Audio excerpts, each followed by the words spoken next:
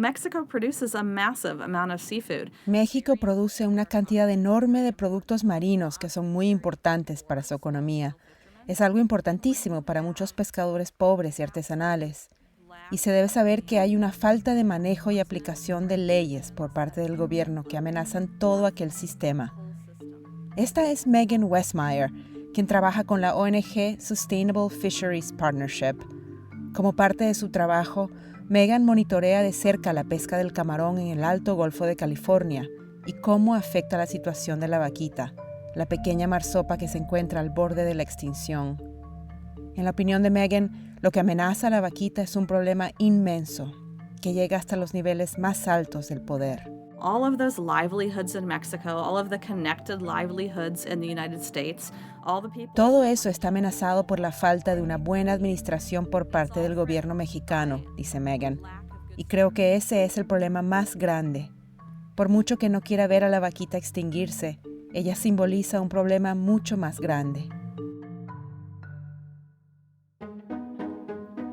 Soy Ruxandra Guidi y esta es La Captura, un podcast de Foreign Policy en asociación con la Walton Family Foundation. En esta temporada nos enfocaremos en el Alto Golfo de California, donde la pesca ilegal está amenazando las vidas de los pescadores tradicionales y artesanales, y la de la vaquita, la marsopa más chiquita del mundo. Pero como lo explica Megan Westmeyer, es aún más complicado que eso.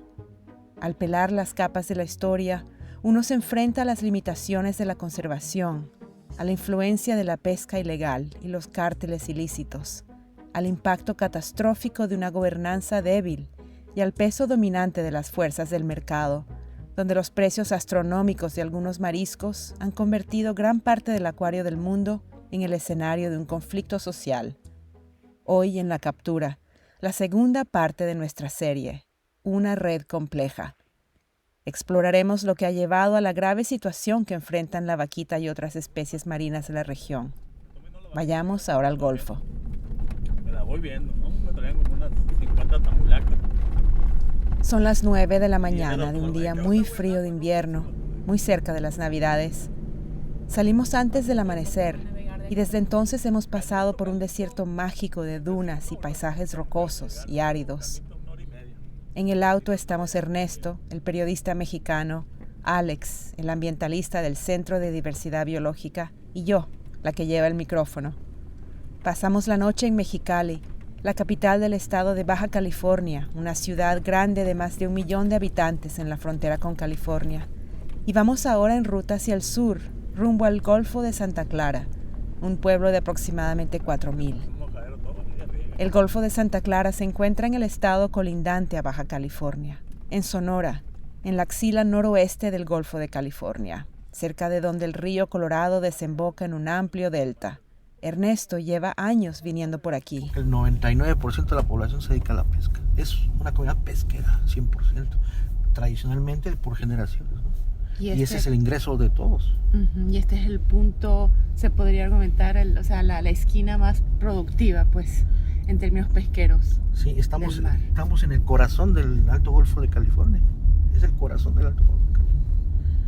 Es donde el hábitat ya de la vaquita marina. Es un área de aguas marinas abiertas, esteros, humedales y desierto que se extienden hasta donde llega la vista. A diferencia de otras comunidades del Golfo de California, aquí casi no llegan turistas, así que no se ven esos enormes resorts y torres altas bordeando la costa que abundan en otras playas de México, o ni siquiera se ven caminos asfaltados. Pero esta zona aparentemente tan agreste alberga un ecosistema increíble. Tan solo en esta esquina del Golfo de California existe una gran variedad biológica y habitan muchas especies que son consideradas raras, endémicas y en peligro de extinción, como la vaquita marina y la totuaba, de la que hablaremos un poco más adelante. Ernesto está llamando a su contacto, Carlos Tirado, líder de la Federación Regional de Pescadores Artesanales de la Reserva de la Biosfera, un grupo independiente del estado. Tirado es uno de los pescadores que busca eliminar las redes de enmalle en el Alto Golfo. También ha estado promoviendo cosas como poner rastreo satelital en las pangas. Hablaremos más sobre los pescadores como él que quieren proteger estas aguas en futuros episodios. Pero por ahora es bueno saber que Tirado conoce bien la historia, ha estado viviendo en esta zona toda su vida y lo ha visto todo. Y es por eso que Ernesto está tratando de comunicarse con él. Pero Carlos Tirado no contesta. Estamos estacionados frente a su restaurante, El Delfín, ubicado a 1 cuadra del mar. Carlos no contesta su teléfono y la puerta del restaurante está cerrada, así que nos distraemos mirando un mural grande y colorido de un delfín en su pared exterior. Hemos venido para entender un poco más sobre las dinámicas pesqueras de la zona y su importancia a nivel local y nacional. Aquí se ha sentado López Obrador a hablar con Carlos Tirado, aquí en el Delfín, cuando López Obrador era candidato. Es un tema que conoce López Obrador muy bien. Ahora ya se le olvidó. Pero aquí se ha sentado... El Delfín adquirió cierta fama local cuando en el 2013 el entonces candidato a la presidencia y hoy presidente de México, Andrés Manuel López Obrador, llegó a la zona y se reunió aquí con Carlos Tirado para hablar sobre la pesca. La familia Tirado no es solo dueña de este restaurante, también está al mando de una gran operación de pesca en la región. La actividad pesquera empezó con fuerza en Santa Clara hace un siglo, en los años 20. En particular, se capturaba un pez que se vendía muy bien en Estados Unidos y en México, la totuaba, conocida también como curvina blanca, roncadores o tambores. Esos últimos 2 nombres se deben a que su vejiga natatoria, que le permite flotar, produce unos sonidos rítmicos parecidos a un tambor. La totuaba es un pez de tonos azules, aparentemente no muy llamativo, que puede medir hasta 2 metros de largo y llegar a vivir hasta los 50 años. Alex, Ernesto y yo estamos tomando café cuando entra Tirado. Es un señor alto, de como 2 metros de alto. Aunque al principio parecía un poco renuente de hablar con nosotros, era sin embargo bastante amigable. No tardó mucho en empezar a contarnos sobre su familia. Mis padres, mis abuelos, ¿no? Mis abuelos llegaron, parece aquí en los 50. Y mi abuelo era de Sinaloa, de Concordia, y él parece a lo que la historia venía, se vino con la fiebre de la totuaba. Entonces al final, aquí en Santa Clara estaba el asunto de la totuaba, el auge, cuando se podía pescar totuaba, ¿no? Sí, 50. 50, 60 más o menos, cuando estaba todo cuando ellos llegaron aquí al Golfo, ¿no? Y había un mercado para la carne de la totuaba. La carne de la totuaba, entonces él llegó aquí. Carlos tiene razón. En ese entonces todavía se comía la carne de la totuaba, pero la demanda real era por su vejiga natatoria, o buche. Y no era un mercado local. La demanda venía de China, donde por varios siglos se cotizó mucho el buche de otro pez endémico en la región, la corvina amarilla, que se usaba para hacer sopas medicinales. La demanda de su buche fue tal que este pez asiático casi llegó a la extinción en los años 80. Pero desde los 50, el mercado chino ya había volteado hacia México, donde encontró un reemplazo en la totuaba. En la actualidad, el tráfico ilegal de totuaba se sostiene gracias a una red transnacional que compra los buches de totuaba directamente de los pescadores en el Alto Golfo de California. De ahí los lleva a las ciudades grandes de frontera, como Mexicali o Tijuana, donde se cruza a los Estados Unidos. Y desde ahí los transporta hasta Asia, a lugares como Hong Kong o Guangzhou, donde se venden por muchísimo dinero. ¿Y cuánto es muchísimo dinero? A pie de playa en México, el kilo de buche de totuaba se vende por, imagínate, $8,000. Este precio va aumentando conforme se va distribuyendo, llegando a valer hasta $50,000 o $1,000,000 mexicanos por kilo, cuando se vende en Hong Kong. Es difícil imaginar una pesca más rentable que esta. Un kilo vale más que la misma cocaína. Es una ganancia increíble que puede enriquecer a cualquiera. Y por supuesto, es prácticamente irresistible para los pescadores. Puede cambiar su vida o la de su familia completamente. Carlos Tirado aprendió a pescar de su abuelo, quien le enseñó a sus hijos y nietos. Entre todos crearon una de las organizaciones más grandes y representativas que existen en la zona, la que agrupa a 60 cooperativas con 280 embarcaciones menores, o pangas. Pero en los años 70 su buena suerte dio un giro. El tráfico ilegal de la totuaba generó una sobrepesca. La situación solo empeoró hasta que finalmente el gobierno mexicano cedió a la presión internacional y decidió implementar medidas de protección para la especie. Y vino la veda de la totuaba. Y vino la vela totuaba, ya no había. Ahí empieza el tráfico de la totuaba hacia... Empieza a ser ilegal. En 1975, el gobierno prohibió la pesca de la totuaba. Aún así, casi 2 décadas después, México declaró la especie en peligro de extinción. Aquí es eso, esta foto, Estamos con Carlos en el comedor del Delfín. que es aquí a un lado. Una colección de imágenes antiguas cubren las paredes del comedor.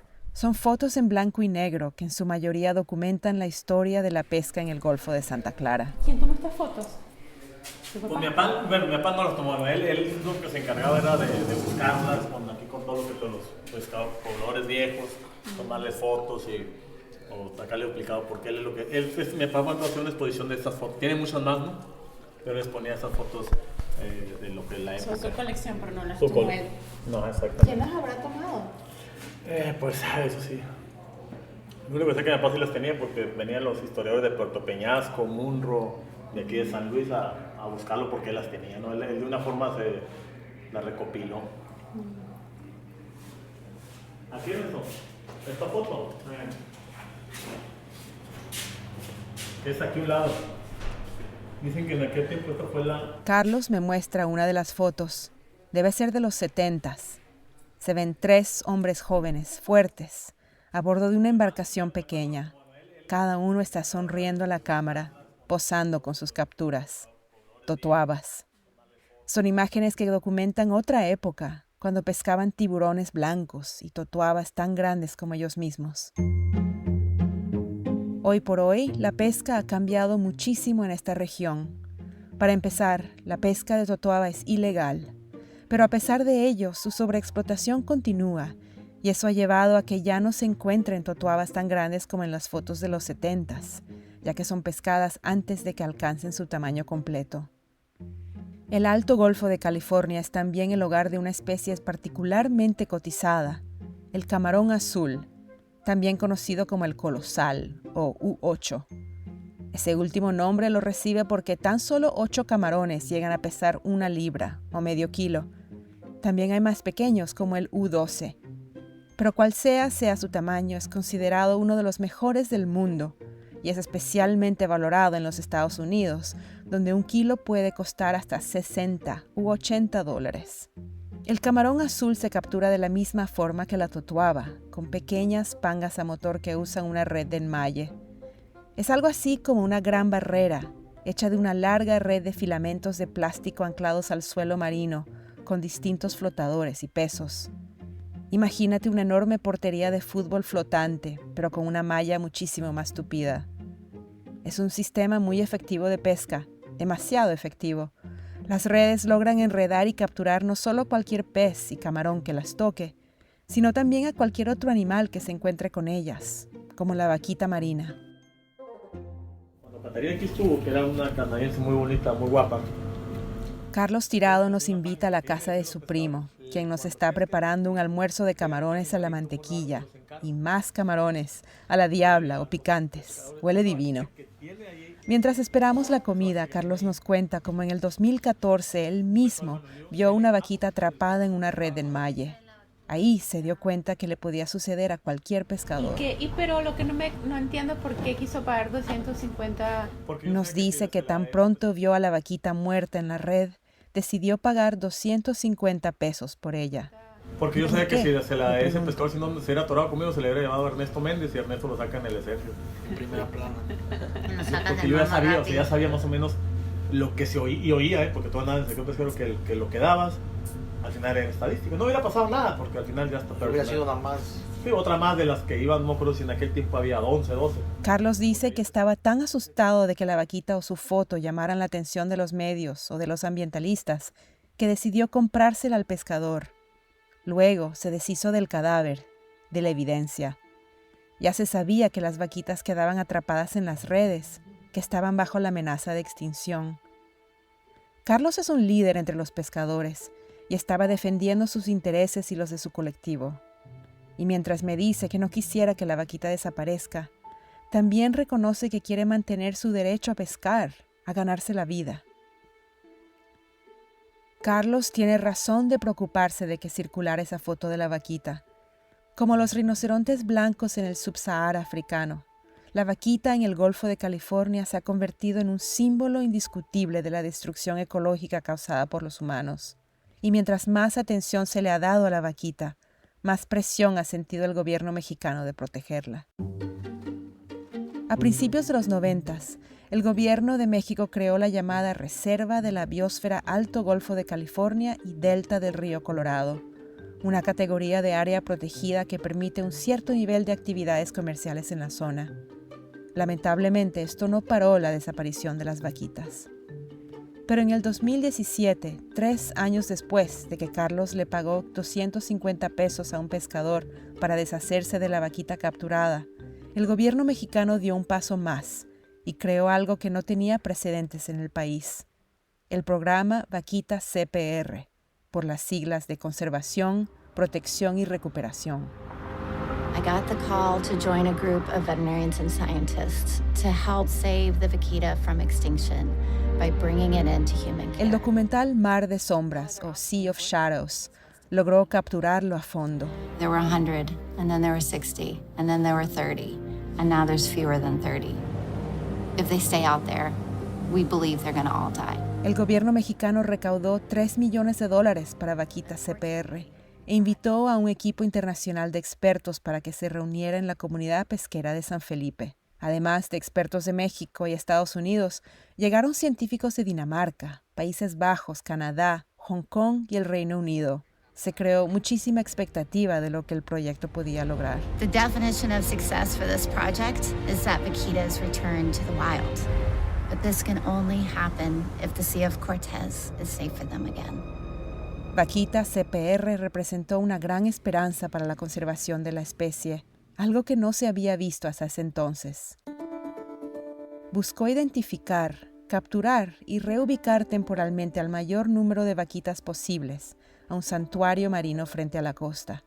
Si todo salía bien, se esperaba que las vaquitas pudieran quedarse ahí hasta que se eliminara de manera definitiva su principal amenaza, las redes de enmalle. Una esperanza aún mayor era que pudieran reproducirse en cautiverio. En los primeros días del programa de Vaquita CPR, los expertos que viajaban por el Alto Golfo lograron observar a un par de vaquitas y sus crías mientras salían a la superficie del mar para respirar. Los científicos se emocionaron y siguieron con su plan de capturar y reubicar las vaquitas al área especial que construyeron para ellas, conocida como el Nido. Ernesto, Alex y yo quisimos ir a verlo. Unos días después de que habláramos con Carlos Tirado, salimos al mar bajo un cielo muy azul, sin nubes. El frío helado marino congelaba nuestros rostros. Estábamos a bordo de la panga de un ex pescador, el capitán Naya, conocido por ese nombre porque cuando llegó a la zona hace años buscando trabajo, llegó del estado de Nayarit. Después de como media hora, pude ver la estructura flotante enorme donde el programa Vaquita CPR tomó lugar. Te dejo hablar. Ajá, gracias. Parada en el borde del nido, pude ver que en realidad son 2 piscinas enormes o 2 encierros circulares de acuicultura llenas de agua de mar. Tienen un diámetro de alrededor de 40 metros y 4 metros de profundidad, un poco más pequeñas que el largo de una piscina olímpica. Ambas están flotando en el mar, y dentro de ellas solo pude ver agua y oscuridad. A principios de noviembre del 2017, el equipo logró capturar vaquitas. La bióloga estadounidense Barbara Taylor estuvo ahí y recuerda lo que sucedió. Unfortunately, they responded very poorly to being handled. Desafortunadamente, nos cuenta, respondieron muy mal a ser atrapadas. Solo capturamos 2. Una era una joven que estaba claramente estresada y fue liberada. La siguiente era una hembra adulta que no era mamá, por lo que era una candidata perfecta, y parecía estar muy bien, pero luego entró en shock y murió. Fue una derrota terrible para el proyecto y un gran paso atrás para la conservación de la vaquita. ¿Quién darle para este lado, para este lado? métanse al nido, ¿no? El capitán Naya nos lleva en su panga más allá del nido, dentro del área de refugio de la vaquita marina, conocida como el Polígono. Establecido por el gobierno mexicano en el 2005, el polígono fue otro esfuerzo por tratar de salvar a las vaquitas que aún sobreviven en la zona. Ocupa una superficie más grande que la Ciudad de México, es enorme. Los pescadores saben dónde está, se los dice su equipo de GPS. Y allí se permite cierta pesca. Pero dentro del polígono existe también un área mucho más pequeña, 1/10 parte del total, que es conocida como el área de tolerancia cero, donde está completamente prohibido el tránsito y todo tipo de pesca. Vemos unas boyas amarillas flotando sobre el mar, delineando el área de tolerancia cero. Por el momento no vemos ninguna panga. Pero el capitán Naya nos dice que esta no es una mañana ideal para la pesca. Hay buena marea, pero el viento está pegando fuerte, así que pocos pescadores han salido a la mar. Saben que no podrán atrapar mucho camarón. En un buen día se pueden ver hasta 80 pangas ancladas cerca de la costa. Y Ernesto me cuenta que muchas se meten con frecuencia al área de cero tolerancia, sobre todo de noche, cuando la oscuridad protege a los pescadores ilegales. La Armada de México es la encargada de patrullar estas aguas, pero no están peleando una batalla justa, nos dice la bióloga marina Barbara Taylor. So the Mexican Navy's in a very tough position because Así que la Armada de México está en una posición muy difícil porque se les ha dado la tarea de hacer cumplir las leyes de pesca, pero en realidad no pueden usar la fuerza contra los ciudadanos mexicanos, y los pescadores lo saben. Así que es muy difícil para la Marina mexicana hacer su trabajo completo, y francamente están bastante superados en armamento y en equipo. Cuando se trata del área de tolerancia cero, la Marina cuenta con un aliado, Sea Shepherd, una organización de conservación marina sin fines de lucro con sede en los Estados Unidos. Sea Shepherd coordina campañas de acción directa para defender la vida silvestre. Hablamos con ellos en la última temporada de La Captura, cuando nos contaron cómo habían perseguido a un barco pesquero ilegal frente a la costa de África Occidental. En 2014, Sea Shepherd lanzó la Operación Milagro, diseñada específicamente para proteger a la vaquita en el Alto Golfo de California.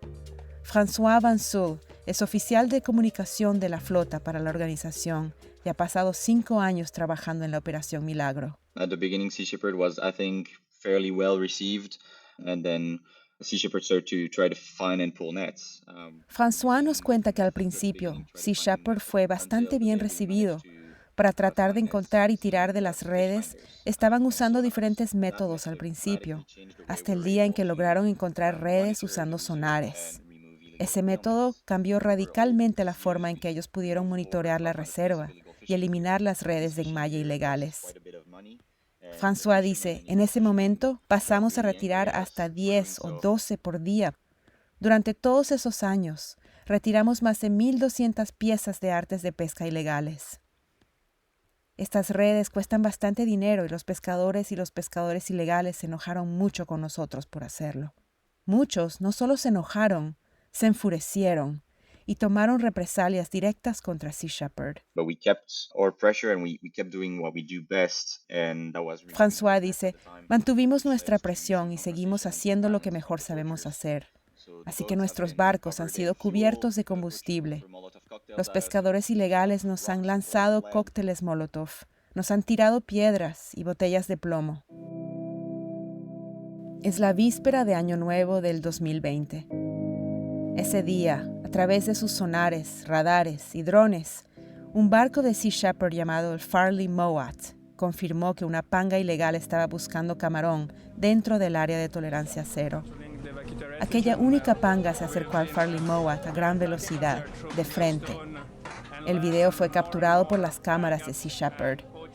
Parece una misión kamikaze. En el video se ve que la pequeña embarcación pierde repentinamente el control y se estrella contra la proa del Farley Mowat. El barco de Sea Shepherd había sido reforzado para que sea menos vulnerable a esta clase de ataques, nos cuenta François Vansoul. Sea Shepherd has, of course, adapted to this, so we've... Los barcos estaban cubiertos con redes para evitar proyectiles. Se entregó equipo de protección a la tripulación para asegurarse de que siempre se mantuvieran a salvo. Y en el pico de la confrontación, los barcos eran atacados varias veces a la semana. La Panga se partió en dos y se hundió. Sea Shepherd rescató a los 2 pescadores a bordo, que fueron llevados a San Felipe en una lancha rápida de la Marina. El incidente fue catastrófico. Uno de los pescadores falleció y el otro quedó gravemente herido. Y fue una tragedia no solo para los pescadores y sus familias, sino también para Sea Shepherd y para la causa ambientalista en el Alto Golfo. Los pescadores en San Felipe culparon a la organización ambientalista por quitarles su trabajo, por matar a uno de ellos. Y este sentimiento se empezó a extender hacia todos los ambientalistas que querían salvar a la vaquita, a cualquiera que quisiera acabar con la pesca ilegal en México. ¡Al descanso, pégale un vergazo! ¡Negro! ¡Negro! ¡Negro! El incidente simbolizó el conflicto social en torno a la conservación de la vaquita, una pelea entre el gobierno, los pescadores y los ambientalistas, y un conflicto que continúa hasta la fecha. Para los pescadores, las recompensas de la pesca ilegal aún superan los riesgos, ya sea que estén atrapando camarón o totoaba, y el gobierno mexicano no parece capaz de resolver el problema adecuadamente. Pero, ¿qué pasa con los Estados Unidos? ¿Qué ha hecho ese gobierno para presionar al gobierno mexicano para que elimine las redes de enmalle en el Alto Golfo de California? Próximamente en La Captura, los Estados Unidos imponen un embargo al camarón del Alto Golfo de California como última medida en contra de la pesca ilegal. ¿Funcionará? Y eso es todo por hoy. Gracias por escuchar la nueva temporada de La Captura. Nuestro podcast es una producción de Foreign Policy en asociación con la Walton Family Foundation. Nuestro equipo de producción incluye a Rosie Julin, Rob Sachs, María Jimena Aragón y Jimena Ledgard. Un agradecimiento especial a nuestro equipo en México, Alex Olivera y Ernesto Méndez. Muchas gracias a Teresa Ish y Mark Shields de la Walton Family Foundation. Si te gusta lo que estás escuchando, considera dejar una reseña y suscríbete en Apple o donde sea que escuches tus podcasts. O dirígete a foreignpolicy.com, donde puedes escuchar nuestros otros podcasts y suscribirte a nuestro boletín informativo. Gracias por acompañarnos. Soy Ruxandra Guidi. Nos vemos la semana que viene.